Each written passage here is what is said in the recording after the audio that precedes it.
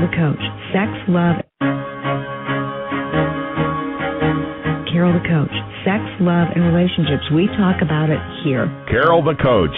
Compassion with contemporary relevance. I am a psychotherapist. I can be your personal life coach, and I can help you with your issues. There are no problems too small or too big. You can talk about anything. Speaker, columnist, radio TV host, and commentator.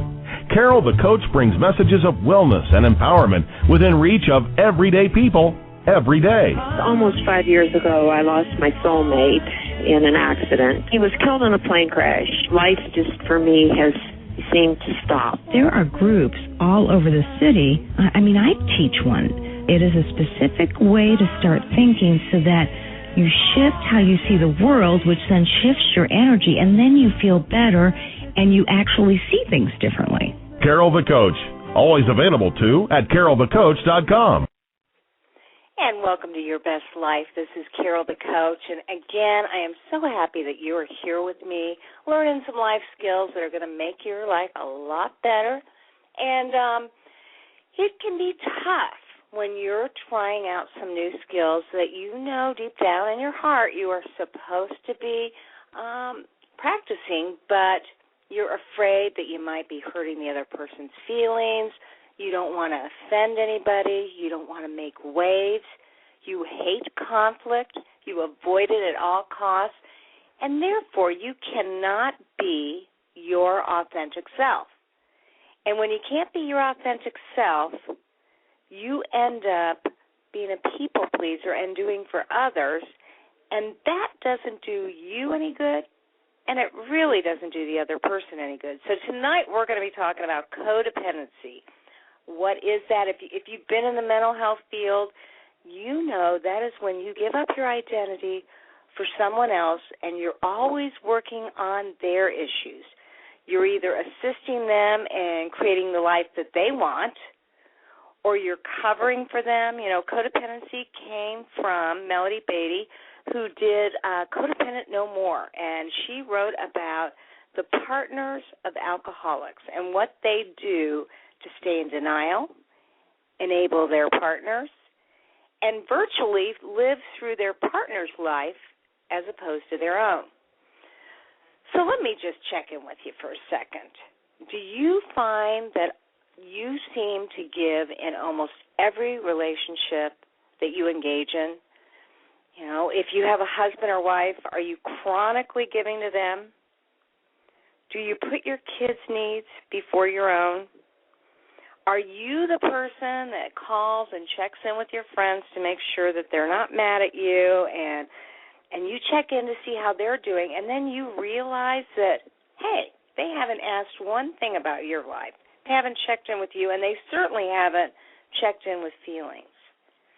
You know, a true codependent really doesn't know how to talk, trust, or feel. So tonight we're going to be talking about how do you break some of those old habits, what are some new behaviors that you actually know that you need to apply to your life, and maybe it's been difficult, and that's why you're listening to this show. And we're going to be interviewing somebody who I happen to know very well. She is a woman who has worked on codependency like no other. Truly, she has attended support groups to keep her in check. She's read the material. She's read the books. And so I asked her if she'd be on the show and if she would talk about her struggles, her challenges, and, of course, her progress and growth, because this is the wonderful thing about codependency. If you invest in not enabling somebody else and you practice these new skills, not only do you become better, but so does your partner, your kids, your coworkers, your neighbors, whoever you have a codependent relationship with. Now, I'm not saying it's easy, and I'm not saying that they don't struggle to some degree, but clearly it helps them to become more independent or interdependent, and it allows them an opportunity to master some things that perhaps you've been doing for them. You know, I'm a big believer in the motto, when you help, you hurt. And that doesn't mean you can't give somebody a hand up and you can't give to them when they're in need. I'm not talking about occasionally being there for somebody else. But if you find yourself doing that 24/7, or you find that you have these patterns where you do that with everybody, then more than likely you suffer from the disease of codependency. Just as an alcoholic struggles with alcoholism, a sex addict struggles with sexual addiction, a drug addict struggles with addiction, you too struggle with finding your real self, with setting boundaries, creating limits, and learning how to practice the art of saying no. You know, women in particular have trouble saying no and setting boundaries. They inherently tend to rescue others. So if you're one of those people, if you chronically put others' needs before your own and you have difficulty even knowing what your needs are, again, this show is exactly for you. So get out your Carol the Coach manual so that you can live your best life. We're going to be writing some things down. I hope that you've written down the number 1-760-683-2646, because that is the number that you're going to need to call in if you have any questions during this show. Again, that number is 760-683-2646. And, I would encourage you to feel free to call in and get those needs met. You know, when I look at a woman or a man and I say, well, what are your needs? And they give me that, oh, my gosh, they have their deer in the headlights look, I know that probably they don't even have a clue as to what their needs are. So I'm going to ask you to break it down into 6 categories for tonight. And I'm going to check in with you to see if you're meeting any of those 6 areas, the needs in any of those.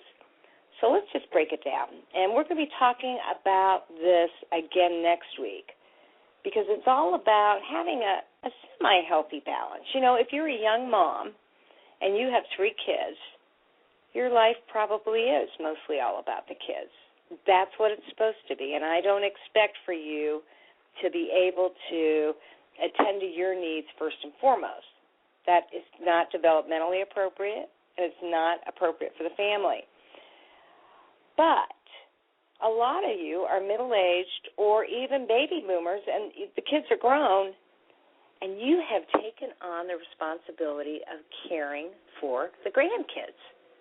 You know, it wasn't enough that you raised your own family. Now you're doing it with your kids' kids. And you have every right to really spend time getting to know yourself.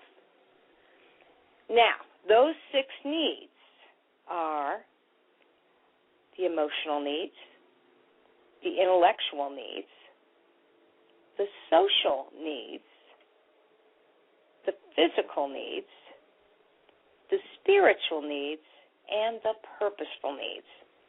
That was pretty good. I just did that off the top of my head. I don't have any cheat sheets here, at least not in terms of those needs. So let's go over them one more time. There are 6 basic needs. And I want you to think about what you do to meet each one of those pieces of the pie that make up that entire circle. Again, they're social, emotional, physical, intellectual, spiritual, and purposeful. You know, we all need to have a purpose in our life. Maybe that is being a full-time student. Maybe that is being the mother of 4. Maybe that is being the provider in your family. Maybe that is Bible school or Sunday school. You know, it can be anything, but it really has to give you that sense of meaning. And when you've met that purpose, then you know that, you have the right fit. Now, if your purpose is rescuing somebody else, if you have a kid who is on drugs, who's been arrested a couple of times, who has really consumed your every waking hour, you're going to need to learn the boundary of detaching with love. If you have a spouse who drinks every night when he or she comes home, and, maybe they don't get drunk, but they numb out. They have nothing to give. They don't really contribute much at night. Maybe you're lucky enough to have them cook a meal or take out the trash. But there's no intimacy. There's no emotional connection. There's no good communication. Well, if that is the case, you have to decide how are you going to handle that. And when you're codependent, it's hard to assert yourself. Or maybe you have asserted yourself and it just doesn't seem to have gone anywhere. Maybe you've bitched and moaned and cried and screamed and yelled and ranted and raged, and it hasn't resulted in you getting those needs met. Well, guess what? If your partner can't meet those needs, if your kid is not developmentally in a place to shift their behavior, if your boss is such a rageaholic that he or she cannot validate who you are and talk to you in a civil manner, then you got to figure out what are you going to do about it. And that's why it's so important to know your needs. Now, maybe you're stuck in a dead-end job and you can't leave. Maybe you've been putting in your resume. Maybe nobody's responding. Well, then that's the time to bump up another one of those 6 pieces of the pie.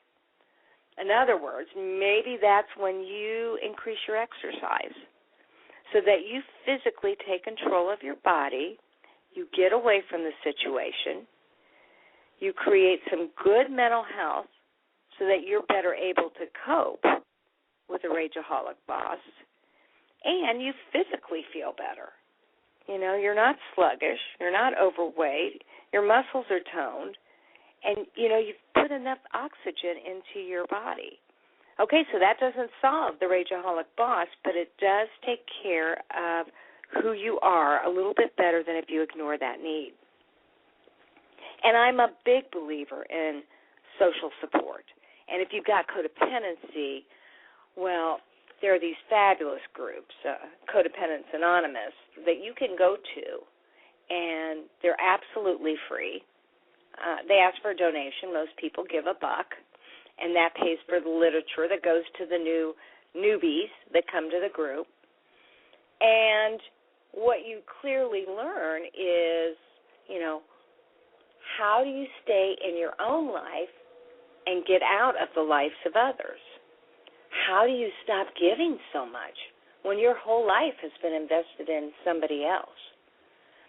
So, I can't say enough for that social group. And so when I'm talking to people and they say, I don't have any friends, my coworkers aren't my friends, my neighbors are remote, they just don't connect, then I say, well, get your butt to a group, because there's Al-Anon, there's Nar-Anon, there's Codependents Anonymous, there's CODA, which is a support group for partners of sex addicts. And, there's just plenty of places you can go to get your support.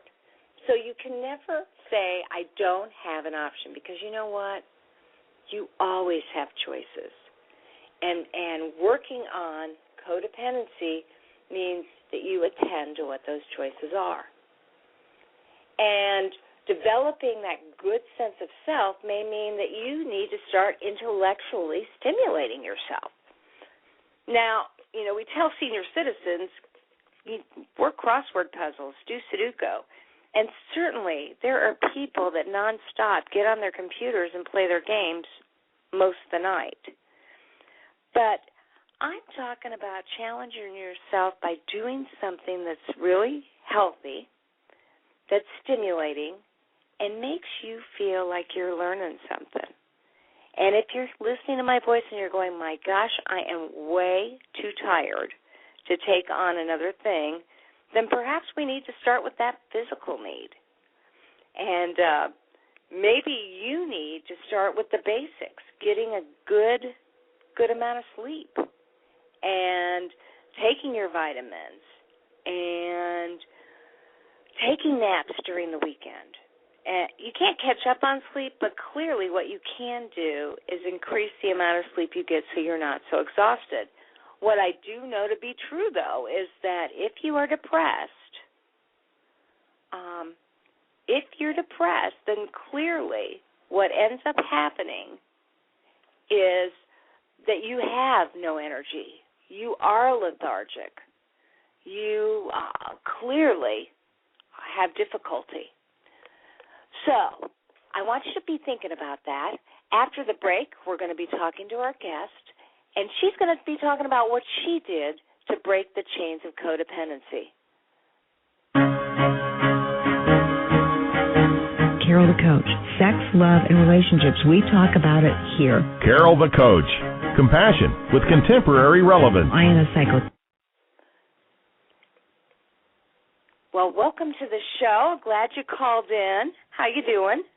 I'm well, thank you. And you know, you really are the queen of working through codependency. So, you know, I wondered if you would be willing to share with the audience what you have done to kind of break those chains and take better care of yourself.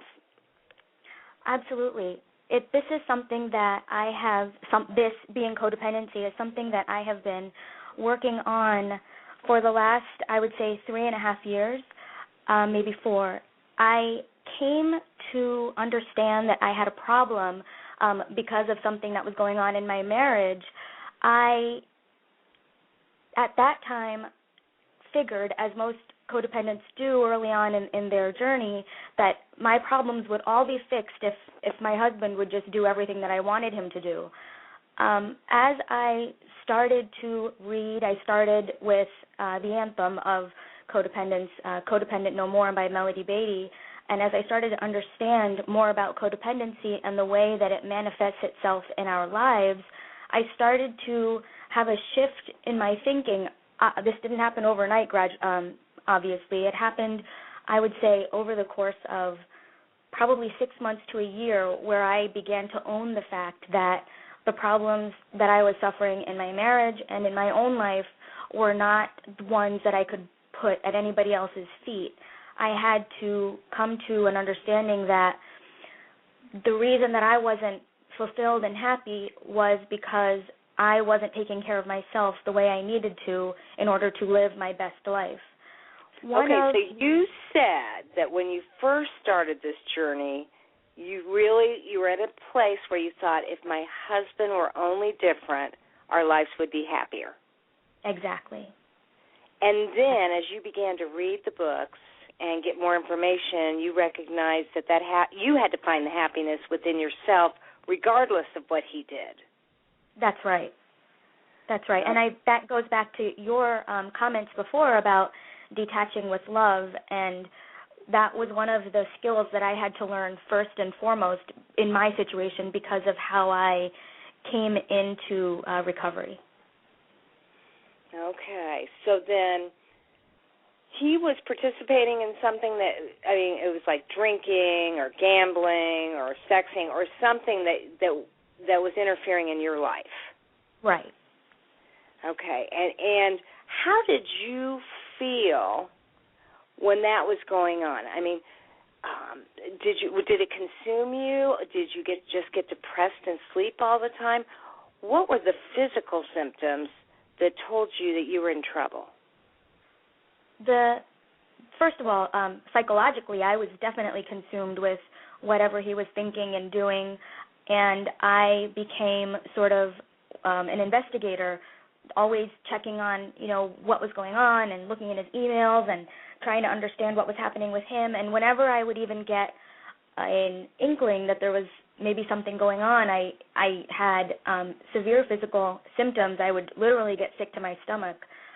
over the time that I was doing all of these things, I experienced a lot of weight loss. I experienced some hair loss. I was very ill all the time, not sleeping, just in a state of high anxiety, and I actually, for the first time in my life, had a panic attack, which was, I think the panic attack was the moment when I realized that I could not continue in that situation any longer. So it was certainly a very strong physical and emotional response to what was going on. And you brought up a good point, because there's a lot of therapists out there that say, you know, if your husband's cheating, if he's spending too much money, if he's gambling, if he's drinking, you have every right to check a cell phone or get online and check his emails, or, you know, go to his bank account and take a look at that. And so you've got these therapists that say that, and then you were actually doing some of that. Yes. And it was probably creating more anxiety for you. Absolutely. What I came to understand was that when I was doing all the checking and looking, that my intention was not that I was going to find something and leave, because I was so codependent that my entire understanding of myself was wrapped up in my marriage. I was completely enmeshed, as they say. What I was doing was looking for that information in order to hurt myself and to create drama in the marriage, because creating drama allowed me to get attention. It was something that I could use to have my spouse give me attention, because I could present him with facts and information showing him where he had done wrong. And that cycle continued to play itself out, where I would get hurt and he would feel guilty, and then he would, you know, feel the need to do whatever wrong things he was doing, and that just continued to happen and happen and happen. And what should I reference you as? What name do you want to go by tonight? Because this is an anonymous call. Right. So what should I call you? You can call me Mary. Okay. So, Mary, if I understand you correctly, because you've got the psychological wisdom that you didn't have at the time, but when you did the discovery, when you became the investigator and you would find information, you would take it to him in a dramatic way, because you were hurt and felt betrayed and all that stuff, and then you would create drama, and it would give you some special attention, because I'm sure that there was a lot of shame and blame on his part. Right. And so you kept that cycle perpetuated. At least then you got the attention you deserved, even though you probably would have said at that point, I didn't want that attention. I just wanted him to be a caring, loving husband. Exactly. That's exactly what I said at the time. Right. But now you realize that because your life was out of control, what you really needed was validation and attention. Yeah. And I realize now also, having done a lot of work in codependency and having done a lot of work through my 12-step program, that what I was doing was recreating some childhood events for myself where I was looking for drama and looking for attention, because this was something that continued throughout my life. And so understanding that has helped me really break that desire to create dramatic events in order to get attention. Okay, and so oftentimes in psychology, we do find that if you've had some trauma as a child, then things occur in your life as an adult that reenact that trauma. It may not be the exact same thing, but the same process occurs. So a child who may have been abused sexually, verbally, or physically may get in a relationship where they are abused sexually, physically, or verbally. So you're saying you really felt like there was that connection. Yes, I do. Can you share how? What connection there was for you? When I was young, I was sort of we have a large extended family, and there was many of us cousins that used to be around each other all the time, and I was always sort of the ostracized one. And so when I was young, I was bullied a little bit by my school. Well, I was bullied a lot at school and sort of ostracized a bit by my cousins. And in particular, there was a maternal uncle who really sort of shunned me and would treat me poorly. And I remember I remember acting in sort of getting in trouble by doing crazy things, or by being bad or by stealing things, and creating these dramatic events that would bring everyone's attention onto me.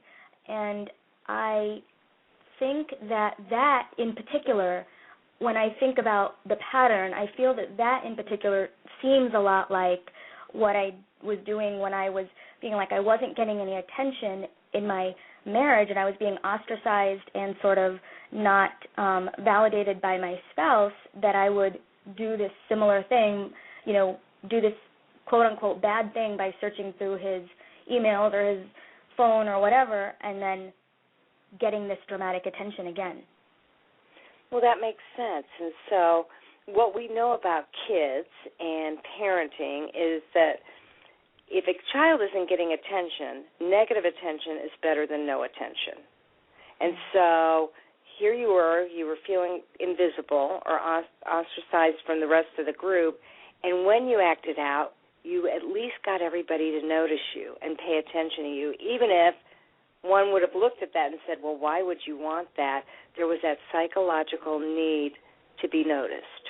And then you did the same thing in your marriage when your husband appeared to be out of control with his behavior, and then you could point that out, that his blame and shame would focus on you, and you would keep that cycle going. Right. And so, you said that you read Codependent No More by Melody Beattie, and really that is the Bible of codependency. She is the guru of codependency, although there are a lot of other great books that deal with breaking the cycle of codependency or setting healthy boundaries. Can you think of any other books that you've read that have been helpful to you? Yeah, definitely. When you speak of boundaries, one of the things that I find in my 12-step groups and in my 12-step work, and which is very hard for people new to recovery to understand, is the idea of a boundary. What is a boundary? How do I set one? How do I enforce it? And it was something I struggled with for a long time, but I read, there's two, Boundaries, the name of the book, and also Boundaries in Marriage by Cloud and Townsend. And both of those are exceptionally well written. They really very clearly lay out what boundaries are, how to enforce them, what is the psychological purpose and need for a boundary. So I really, really do like that book. Another book that I like, also by Melody Beattie, is called The Grief Club. And the reason I like that book is that it helped me understand the things in my life that I felt that I had lost or that I needed to grieve, the loss of innocence, the loss of my dreams of what I thought my marriage was going to be like, the loss of any number of things, and how to go about understanding that grief so that you can move past it and move past the resentment and shame and guilt. The other and last one that there's two more probably, Homecoming by John Bradshaw, which is a book that helps people understand how to put their childhood into perspective as a part of their entire existence, to see how maybe things that happened in your childhood might have contributed to your codependent or addictive behaviors as an adult. And finally, these are actually books by a Buddhist monk, but his name is Thich Nhat Hanh, and he does a series of books. The one that I like in particular is Answers from the Heart. And the reason I like it is because it really teaches the idea of mindfulness, not even so much the religious or spiritual aspect as much as understanding that everything we do requires our full attention, and when we don't give our full attention in any moment, that's when, especially for those of us who are codependent and who rely on these codependent patterns, that when you don't really pay attention to what you're doing, it's easy to fall back into some of those old behaviors because they're so well ingrained. So that idea of just being really purposeful and mindful, I'm not saying I do it well 100% of the time, but certainly 70 or 80% today is 70 or 80% better than where I was a few years ago. Well, yeah, and as you were talking, I was thinking about how so oftentimes there is a whole theoretical belief for therapists, and especially marital therapists, that we pick our partners based on our childhood wounds. And so it's a chance to get the wound righted, to fix it, to recover from it, to create what we need as adults that we didn't get as kids. And so one might suspect that you actually picked your husband, not knowing he had those problems consciously because of your childhood, and that it's been an opportunity. Obviously, anybody who's listening to you speak can see that you have studied diligently this concept, and you've really worked hard at breaking those chains, and that the issues he had with you and you with him, you took that situation, and instead of feeling like you crumbled, you were able to gain some strength and learn some things, and your marriage is probably much better off, let alone you. Absolutely. In both of those things are dramatically improved. In fact, tomorrow we'll be celebrating our 10-year wedding anniversary, and a few years ago I would have told you that day was never going to come. So it really, for our marriage, it has been a really fantastic thing. But more than that, and what in my program, the one thing that I really strongly adhere to is that I make my recovery process 100% about me. I never blame anything that happens to me or in my life or that has happened on my spouse, because I feel that for me, taking 100% ownership of where I have gotten is what I need in order to live a healthy and fulfilled life. So can you give us, I know this is putting you on the spot, but can you give us just an example of something that's occurred in your life just recently where you had to say, okay, I may feel like I'm pissed at him or mad at her or hurt, but then you reeled it back in and said, no, I'm 100% accountable, this is how I feel, and this is how I'm going to approach things? Yeah, it's about a year old now, but this is an example that really showed me that I have really gotten somewhere. I was actually throwing a bridal shower for my sister-in-law, and because of some family events and some sickness and illness that was going on, we had to change the date. In the changing of the date, we, everybody didn't get the information of the new date and time, and so there was a little bit of confusion. But at the end of the day, on the day of the bridal shower, everybody had gotten all the information they needed and everybody had arrived. As I was running around that day, it was a huge event. We had about 75 women there.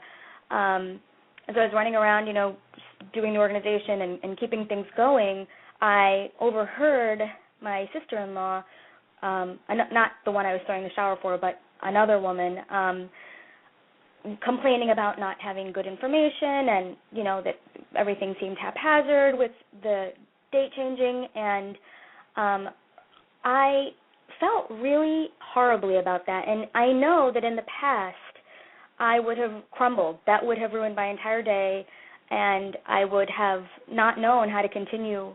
Not only not known how to continue, but I would never have said anything to her about it. I would have completely internalized her rejection and criticism of me and used it to shame and blame and hurt myself.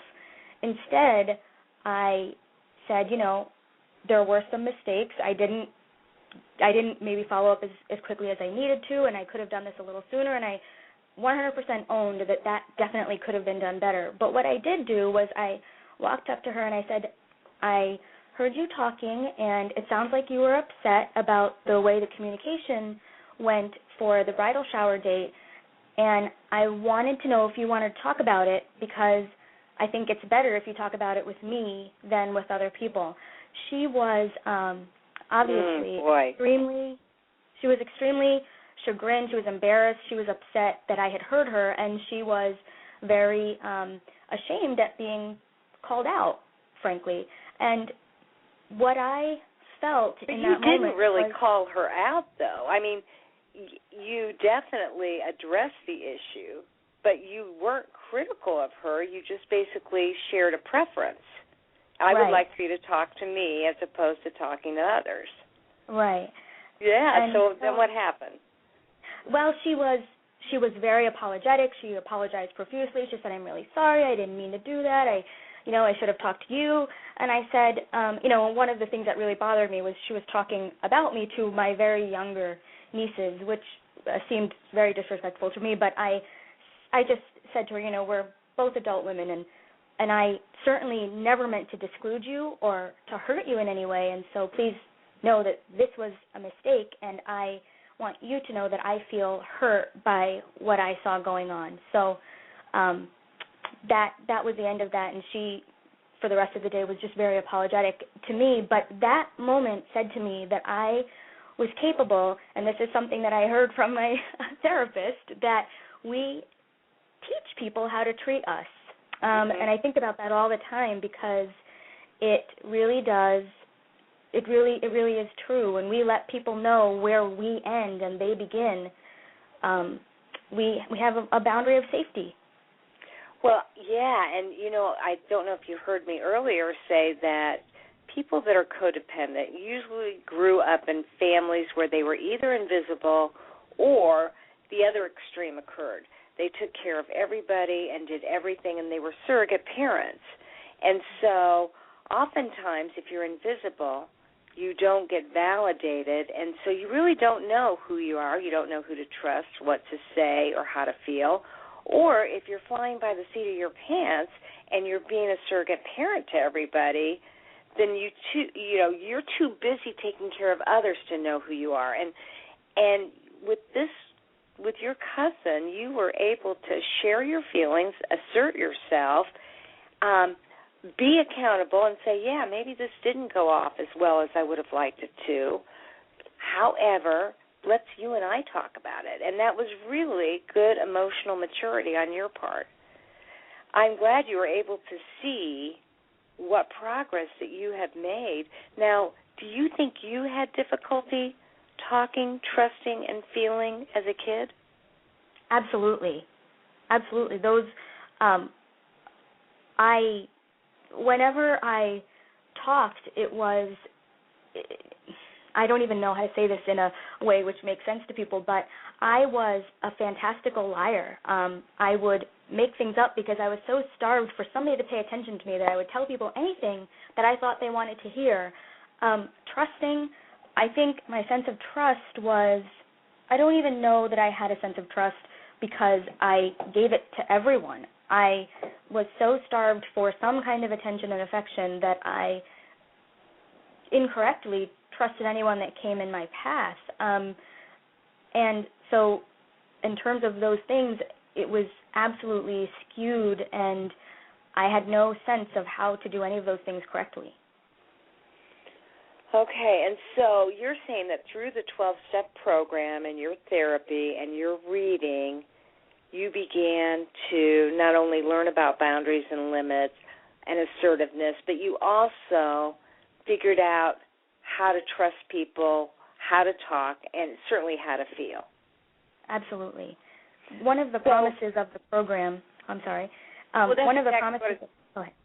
No, I was going to say that I want you to talk a little bit about the program. So go ahead. You said one of the promises is?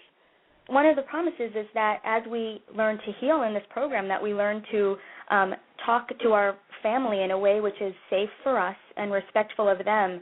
And that is definitely one of the areas that I really feel that I have seen a great improvement. I mean, there are 12 promises, and I would say that in large part they have all come true in my life. But this program, just going back to the very beginning, is a program that requires us to take a really hard look at our own lives and our own behaviors in order to understand in a non-shaming way where and how we developed these characteristics or patterns of behavior that keep us from being as happy as we really want to be.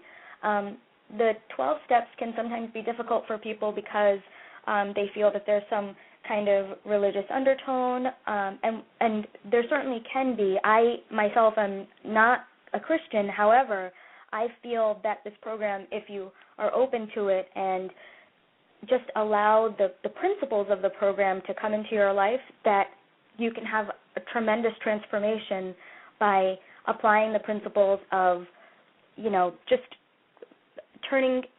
letting go of the things that hold you back.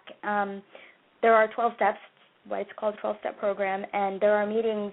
Currently we have 3 meetings in town, starting a new one on September 3rd, but the program is one that if people are willing to give some time and diligent work to, it really can change their lives.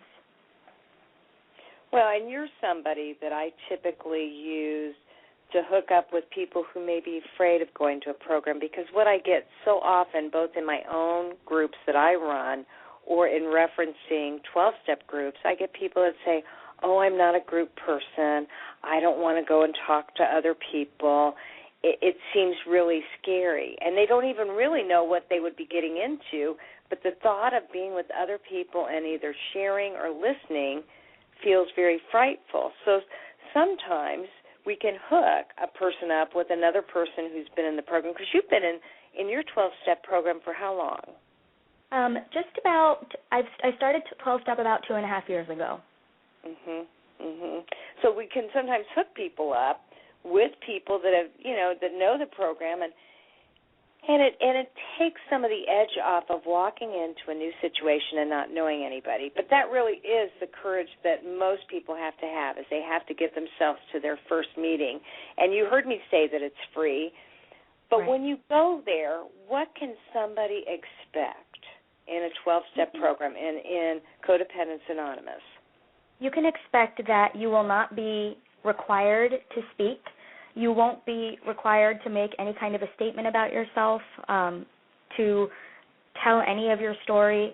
You are welcome to come and sit and listen as long as you like, whether it's a couple weeks, a couple months, a couple years. You actually never have to speak, and you can take a benefit from the learnings that you hear from the group. The other thing that you can expect is a very warm welcome. Certainly there will be people that will greet you, but no one in a codependent meeting will pressure you to, even on a one-on-one basis, talk about why you're there, unless you would like to do that. Sometimes we have new people come and they might hear something that one of the group members has said, and so after the meeting they might want to talk to someone, and so generally several of us will stay a little bit late after a meeting in order to allow newcomers to talk if they would like to. We understand that coming to a 12-step meeting requires an enormous amount of courage and an enormous amount of bravery, because we are so afraid as codependents to allow anyone into our lives or to have anyone solve our problems, because we, like you said previously, we're so busy solving everybody else's. So there is a strong culture of just wanting to be present for other people, but also allowing other people, especially new people, to have the space that they need to tell their stories or to share when they are comfortable. Yeah, and sometimes when I've made referrals, Mary, and I've made them to Al-Anon, Alcoholics Anonymous, for the loved one of somebody who has a drinking problem, or Nar-Anon, which is for people that, use drugs, the person will come back to me and they'll be really mad, and they'll say, I cannot believe you sent me to that group. You got a bunch of people that are putting up with their alcoholic partners, and I didn't want to hear that. I wanted somebody to tell me how I could make this better. And so, truly, any of these 12-step groups, one of the number one principles, although it's not a step, but it is a principle, is that you don't really focus on what the other person is doing. You focus on yourself. And so that's why, obviously, if you're going to AA, if you're going to Al-Anon because your husband or wife has a drinking problem, you don't focus on how to fix them. You focus on how to feel better. Right. So there are 12 steps in a 12-step meeting, and you brought up the religious piece because the first couple of steps really do have to do with accepting that, your life's unmanageable and something greater than yourself has to restore you to sanity. True? That is. Those are the first two steps.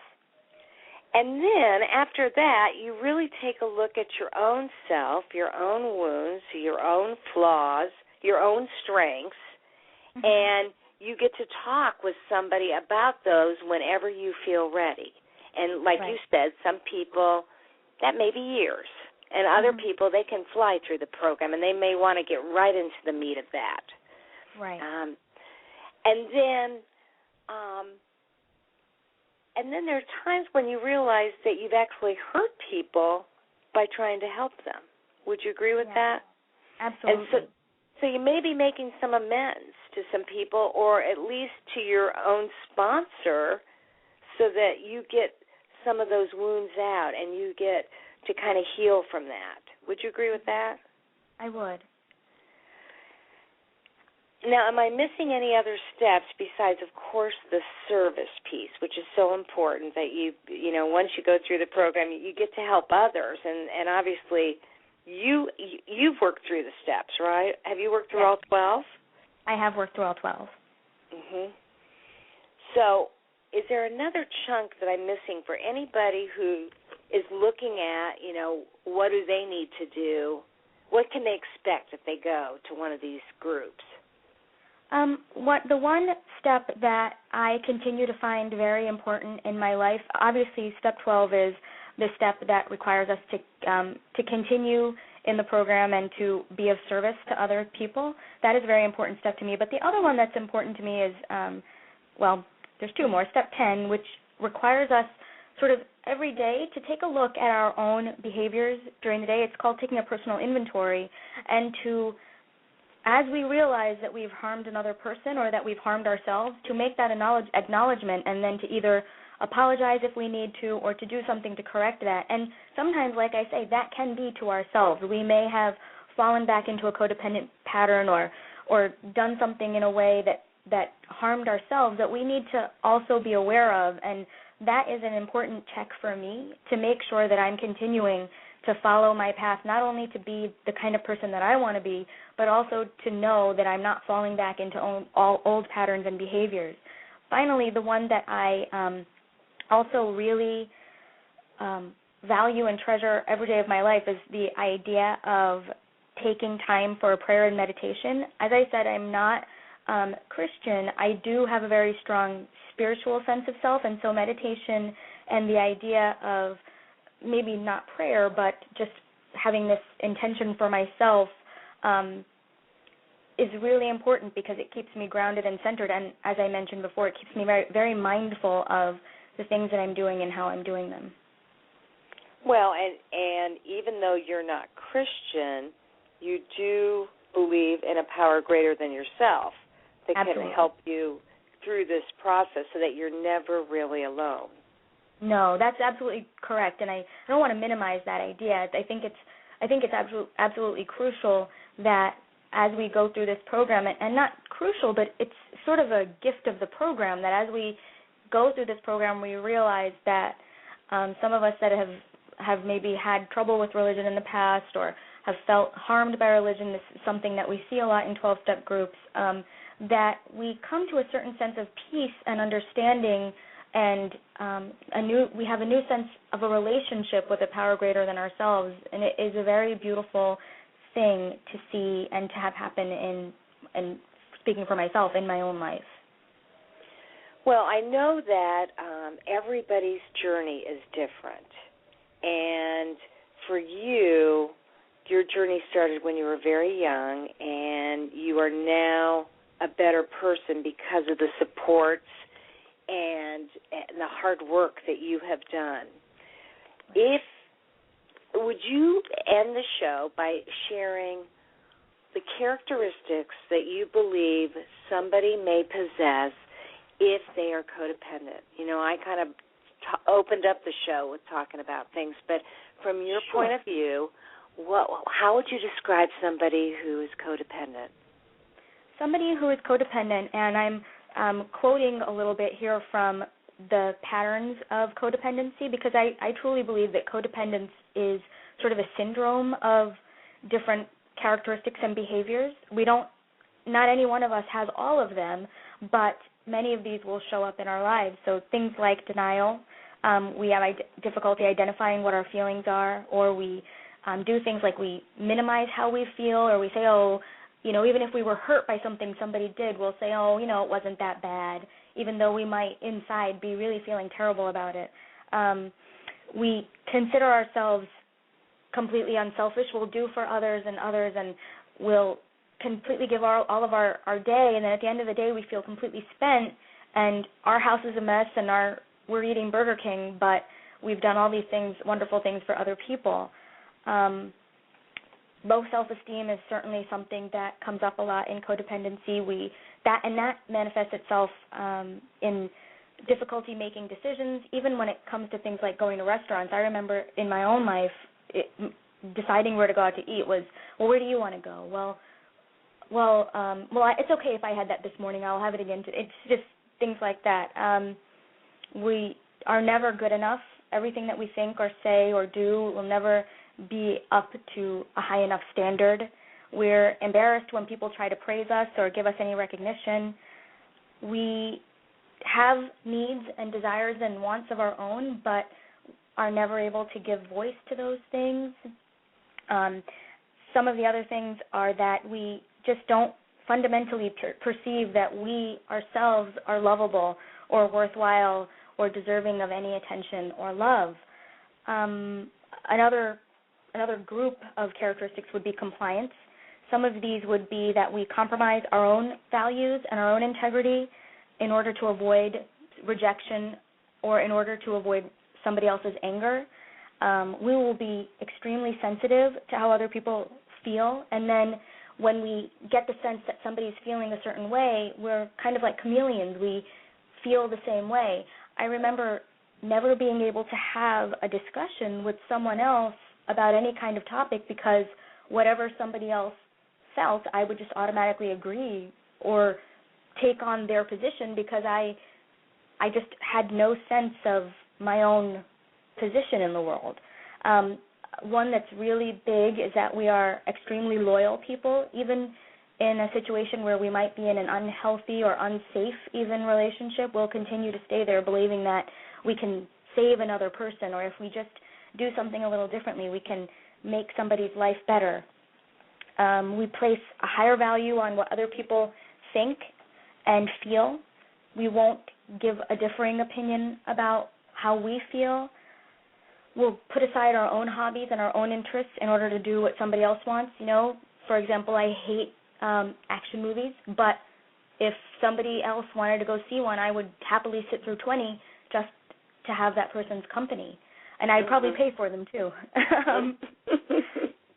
You know, and finally, I think the last one, and one where it can be a little deceiving, are control patterns, because sometimes controlling people can seem very strong and that they have everything together, but these can be people who believe that other people not only need to be taken care of, but they're not even able to take care of themselves. And so we swoop in and say, look, you don't know how to do it right, so let me just take care of your life.